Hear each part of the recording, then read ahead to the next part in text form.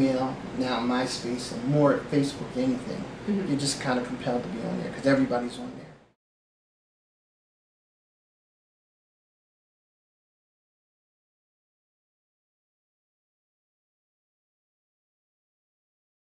I'm just going to glance. I have my calendar. Obviously on this I could not live without my calendar. I have over almost 2,500 photographs from all the tours that I've gone to. Obviously, I have to take my glasses off these days. Word processing and the internet. But that's and it's every day. This doesn't leave me. I now use Time Machine every night before I go to bed. Everything is backed up. I'm scared.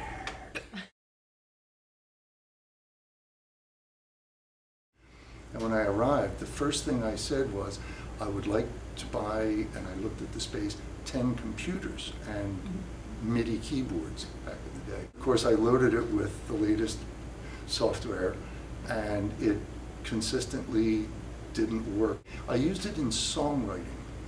Most of the kids are taking it for the mundane reason of just getting in ground level of the experience of using GarageBand and seeing what the parts of a song are. I just got the application, and I'm sure your camera can see this. It blew my mind when I saw it. In essence, I now have scanned in about 80%, and it took me 3 to 4 minutes to scan in each of these songs, so it wasn't that crazy in terms of time. This now is going to be my choir folder, and it'll sit on my piano. And as I go from page to page, I simply click, and all the music is right there.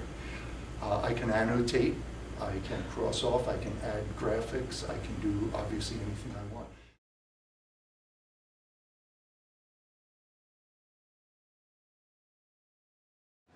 Probably began to use technology for real in my work in my first projects with the Mural Arts program. The initial involvement was in using Photoshop with my earlier projects to help in the design process. So we were trying to take reference images and integrate them more appropriately or more successfully into our designs so that we could eventually end up with a higher quality product. While we were developing that and learning Photoshop, so it was a very organic process, we also started to do a lot with projection methods. And so as we learned how the projection methods could blend with our use of Photoshop filters, they started to work more and more hand in hand. And luckily the technology moved fast enough that it caught up with our ambitions. The other way the technology is used would be the more social or networking way of I have an idea but I want to share it with a friend. I have a work of art that I want to share with a client. Technology has really become the main avenue for sharing thoughts, ideas, and images.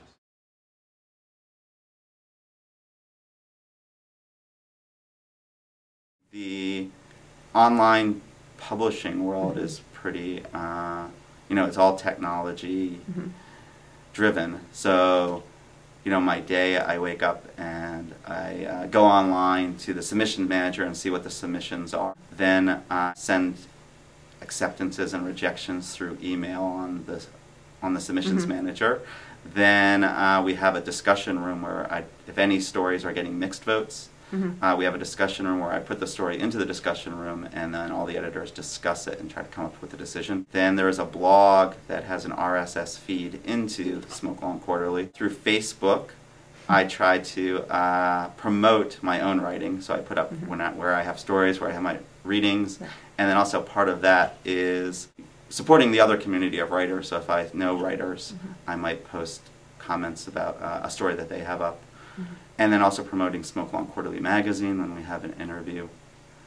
Then all the writing that I do is mainly on the computer now. So I have times where I do writing, then I belong to an online writing groups, which again are groups of people that a lot of them I never met. So one is we write a flash fiction a day, and then once people post their story, other people respond to it and give people advice on what works, what doesn't work. So I try to participate in that every day. And then there are other rooms like that. That's all online, again, with mostly people I've never met in person, but have had a pretty big impact on my writing because they read it. Right. Almost every story I write, and give me feedback before I send it out.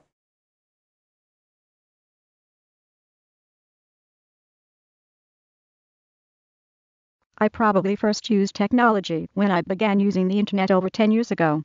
That first connection was on a dial-up modem. Today, I have expanded my usage of the internet. A couple years ago, I hired a web designer to set up a website to showcase my artwork. Except for major revisions, I am able to maintain the website on my own.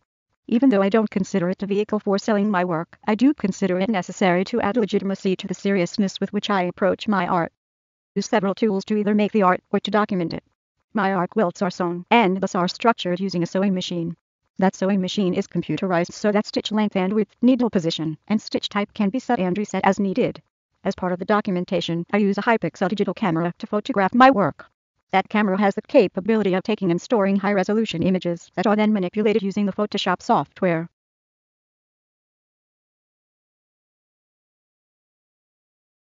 Today the word technology means so much more to me. Computers alone have become so integrated with our daily lives, I can't imagine trying to get by without them.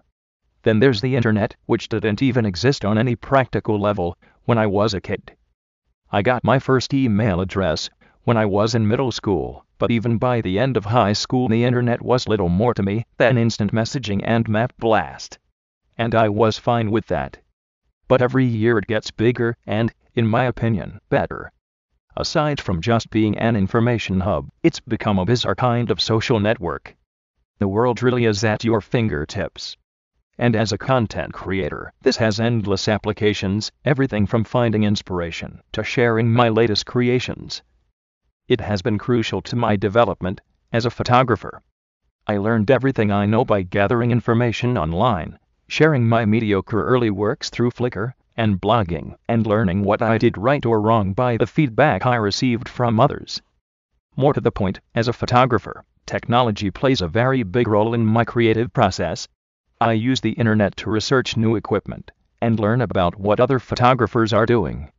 I often buy or rent that equipment through online sources as well, and that equipment itself is new technology. Digital photography has only been around for a decade. Then there's the computer.